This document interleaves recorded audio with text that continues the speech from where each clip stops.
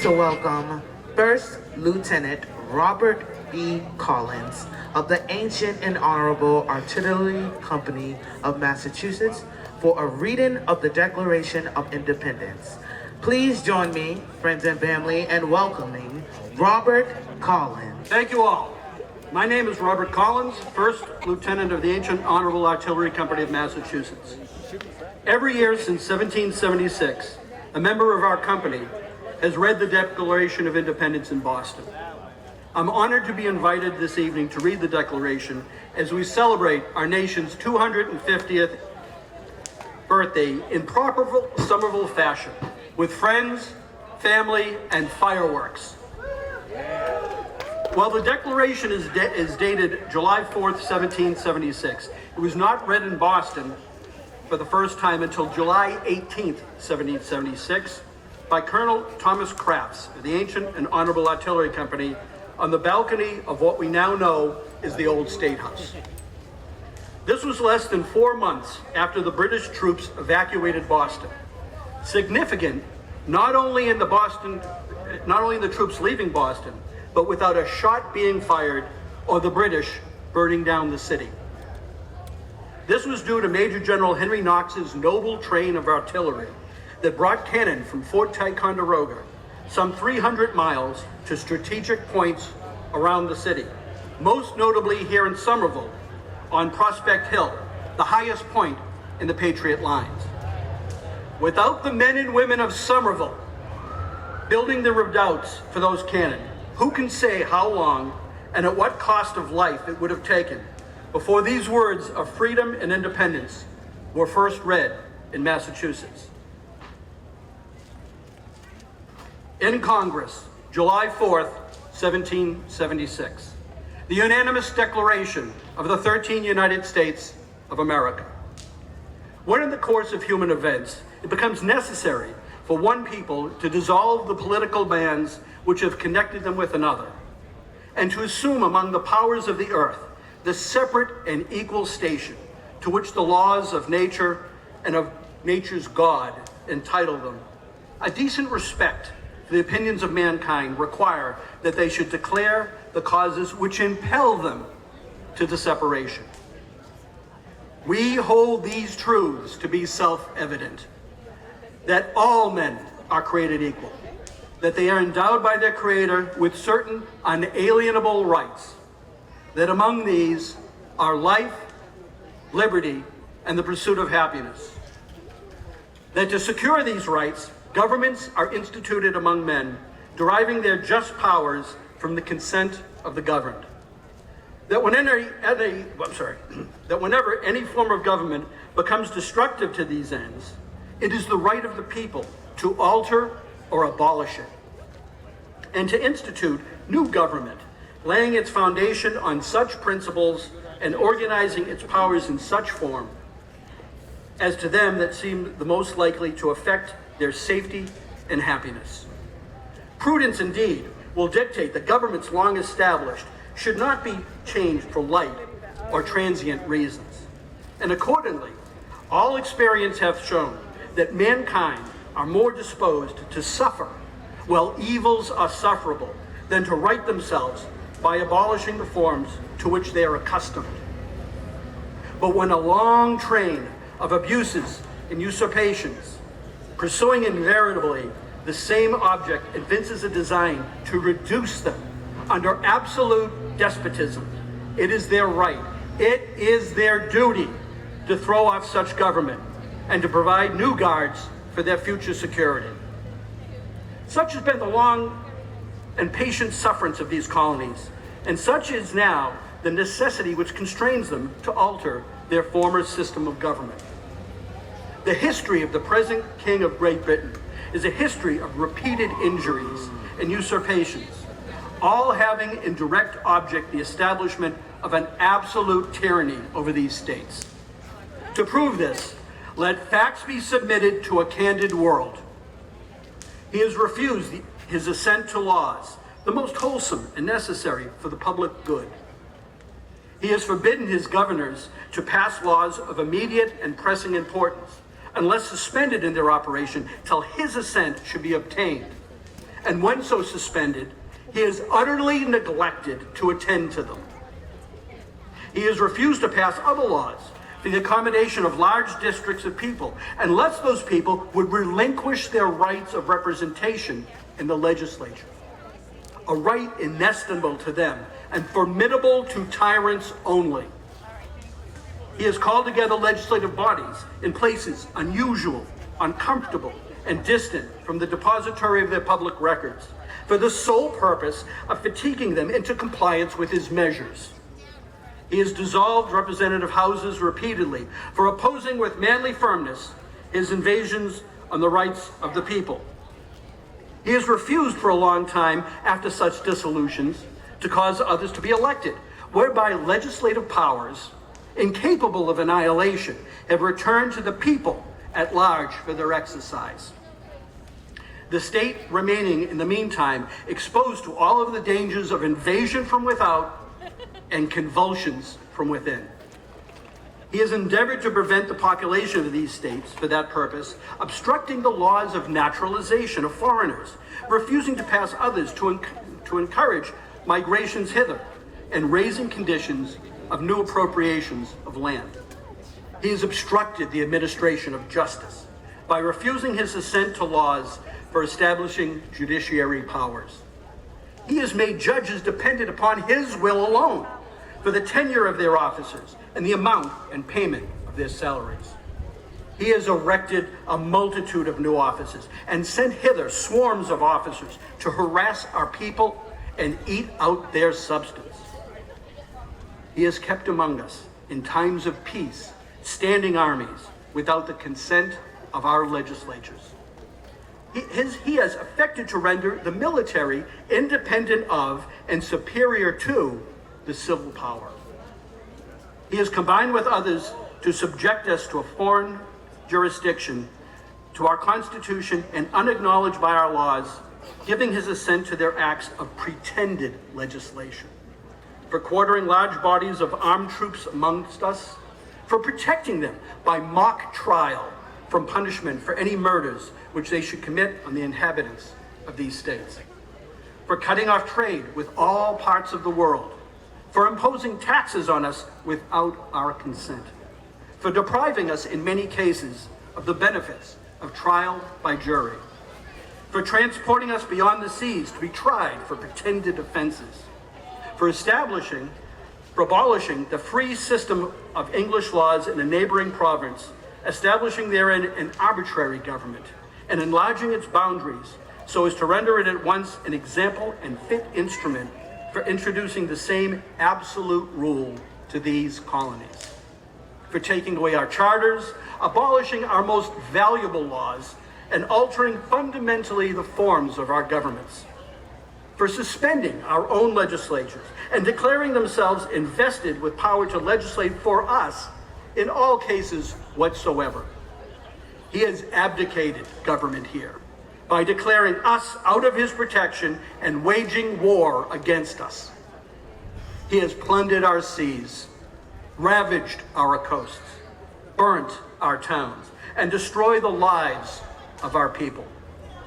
At this time, he is transporting large armies of foreign mercenaries to complete the works of death, desolation, and tyranny already begun, with circumstances of cruelty and perfidy scarcely paralleled in the most barbarous ages, and totally unworthy the head of a civilized nation. He has constrained our fellow citizens, taken captive on the high seas, to bear arms against their country, and to become executioners of their friends and brethren, or to fall themselves by their hands. He has excited domestic insurrections amongst us, and has endeavored to bring on the inhabitants of our frontiers the merciless Indian savages, whose known rule of warfare is an undistinguished destruction of all ages, sexes, and conditions. In every stage of these oppressions, we have petitioned for redress in the most humble of terms. Our repeated petitions have only been answered by repeated injury. A prince whose character is thus marked by every act which may define a tyrant is unfit to be the ruler of a free people. nor have we been wanting in attentions to our British brethren. We have warned them from time to time of attempts by their legislature to extend unwarrantable jurisdiction over us. We have reminded them of the circumstances of our emigration and settlement here. We have appealed to their native justice and magnanimity, and we have conjured them by the ties of our common kindred to disavow these usurpations, which would inevitably interrupt our connections and correspondence. They too have been deaf to the voice of justice and continuity. We must therefore acquiesce in the necessity which denounces our separation and hold them as we would hold the rest of mankind, enemies in war, peace in friends. We therefore, the representatives of the United States of America and General Congress assembled, appealing to the Supreme Judge of the world for the rectitude of our intentions, do, in the name and by authority of the good people of these colonies, solemnly publish and declare that these united colonies are, and of right ought to be, free and independent states, that they are absolved of all allegiance to the British Crown, and that all political connection between them and the state of Great Britain is and ought to be totally dissolved. Then as free and independent states, they have the full power to levy war, conclude peace, contract alliances, establish commerce, and do all other acts and things which independent states may of right do. And for the support of this declaration, with a firm reliance on the protection of divine providence, we mutually pledge to each other our lives, our fortunes, and our sacred honor. Thank you. Please join me in welcoming tonight's featured band, Search Party. Let's go, Search Party! Good evening, everybody. How you feeling tonight? You know, I'm gonna give you a pass because it's early, but I just want to say we're gonna have a great time tonight, and I'm so glad to be back here. We're gonna have a good time tonight, Somerville. We're gonna clap our hands, we're gonna sing, we're gonna dance. We'll see some fireworks. We're gonna start you off easy. I've got sunshine on a cloudy day. When it's cold outside, I've got the month of May. Well, I guess you say what can make me feel this way. My girl, my girl, my girl, walking around, my girl, my girl. I've got so much honey, the bees have been me. I've got a sweeter song, well, than the birds in the trees.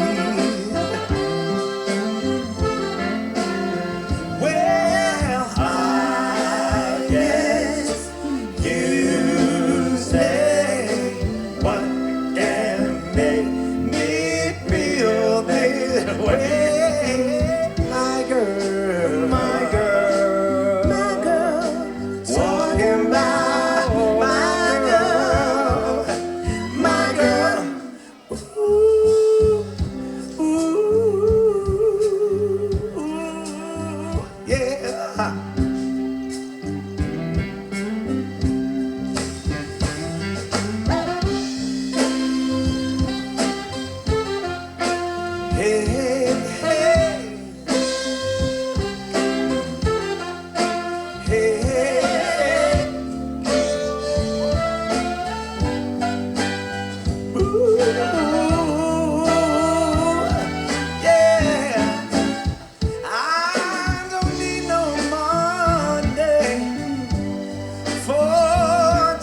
flame.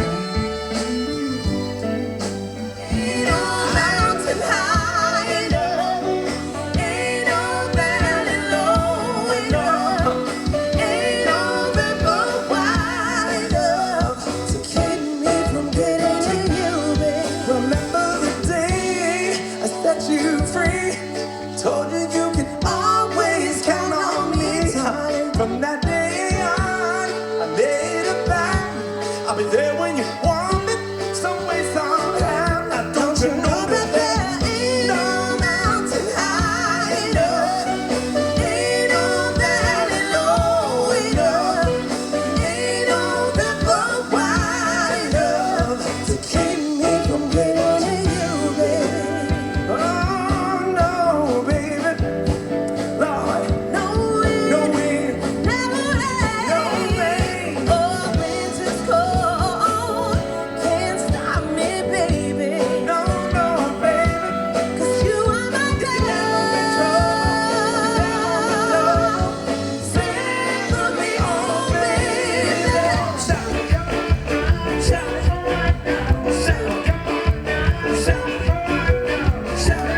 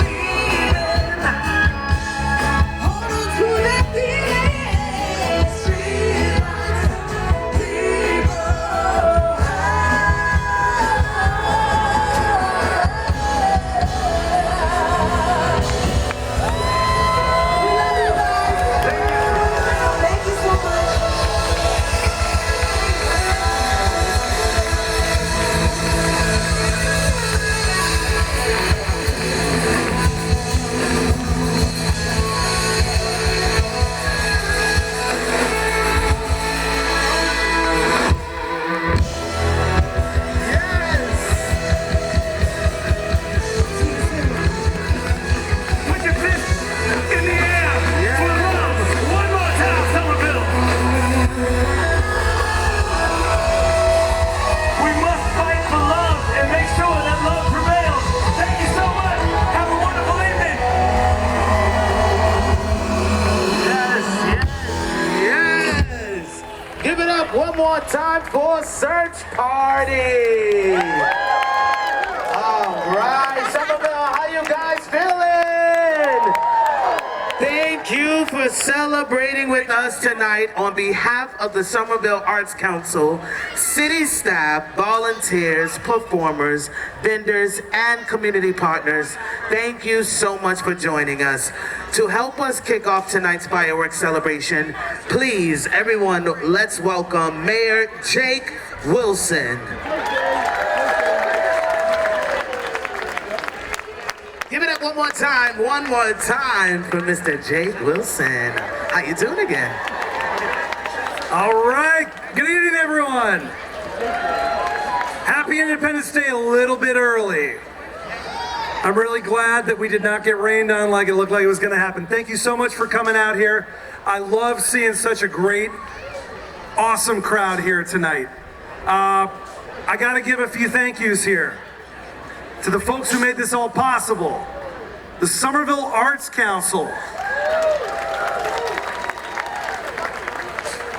Somerville Police, Somerville Fire, Emergency Services, and our Department of Public Works. No DPW, no party. And of course all the volunteers, city staff, and the vendors here. Let's give it up for tonight's performers. We had Pluto's Return, made up of class of 2026 from Somerville High. DJ Live, of course. And Search Party. Thank you to Search Party. Tough act to follow. If there are any other elected officials here, please make your way up. We want to get you recognized. While we wait for that to happen, I want to make sure that we thank and recognize our veterans, our service members, our military families, all those who served this country as we head into Independence Day. Thank you for your service and your sacrifice. I'm joined here on stage by some of my fellow elected officials here in Somerville. We have Ward 6 School Committee member Emma Stellman, Ward 1 Councilor Matt McLaughlin, Ward 5 Councilor Naima Saeed. This is her ward. We're in Ward 5. And City Councilor at Large Ben Wheeler. If there's anyone else, any other elected officials, we'll get you recognized if you can get up here. But it's now my distinct privilege to introduce tonight's national anthem singer, Brittany Flores. Brittany is a graduate of Somerville High School and most recently Berklee College of Music. Yeah. Please join me in welcoming Brittany.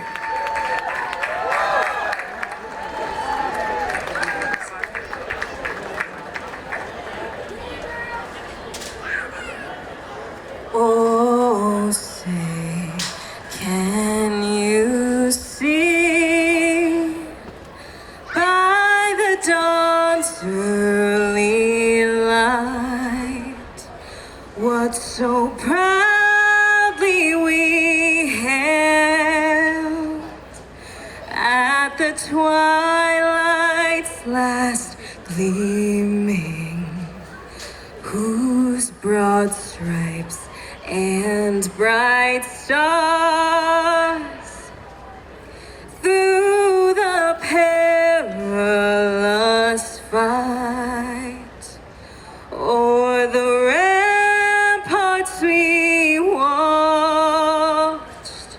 were so gallantly streaming, and the rocket's red glare,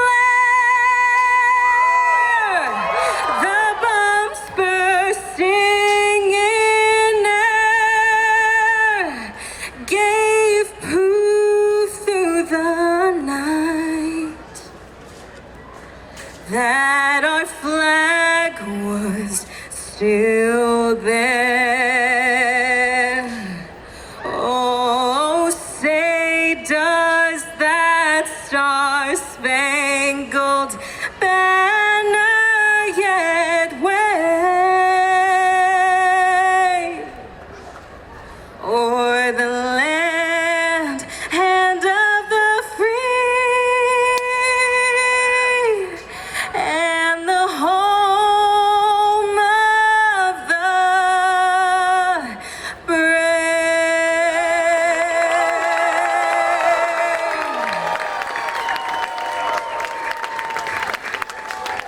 Thank you, Brittany. Let's give it up for Brittany. And let's go USA tomorrow night against Bosnia. All right, you ready for some fireworks? Let's count it down. Join me. 10, 9, 8, 7, 6,